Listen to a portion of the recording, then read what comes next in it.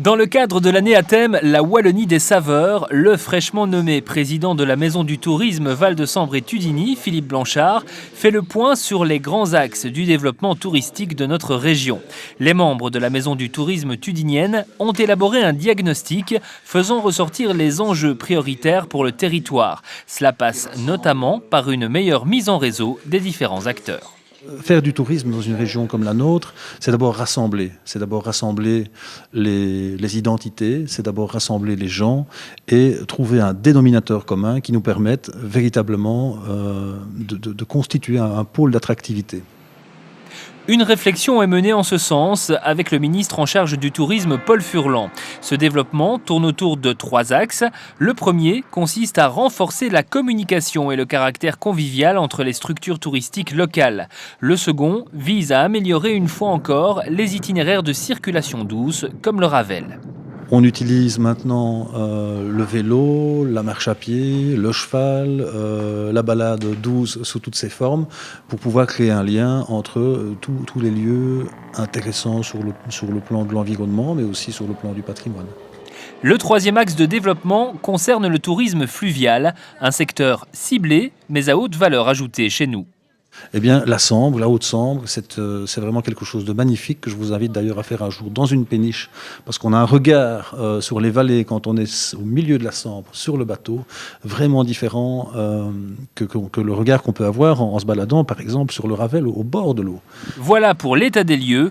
Un schéma de développement touristique doit maintenant être réalisé avec les acteurs du secteur pour concrétiser ces enjeux prioritaires.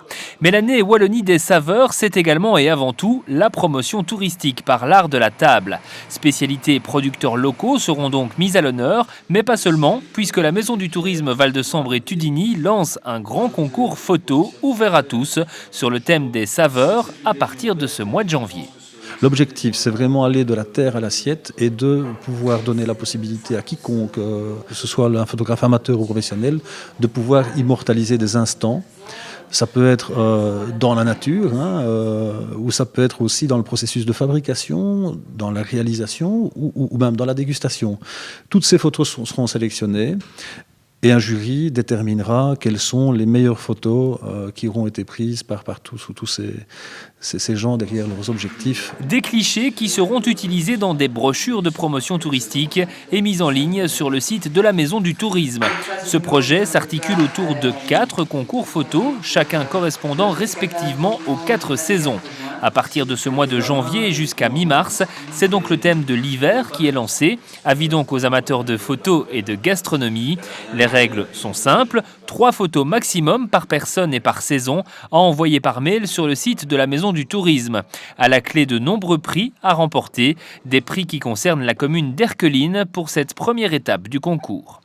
Donc la Haute-Sambre, la toute Haute-Sambre, à la frontière française, avec toute une série de lots qui seront distribués, des séjours dans un hôtel, des dégustations dans des restaurants de la région, visites de brasserie avec dégustation également, etc. etc.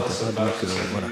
Et comme la Wallonie des saveurs s'étale en fait sur 2 ans, d'autres activités seront mises sur pied pour promouvoir la gastronomie et le tourisme, comme un restaurant en plein air ou des balades gourmandes.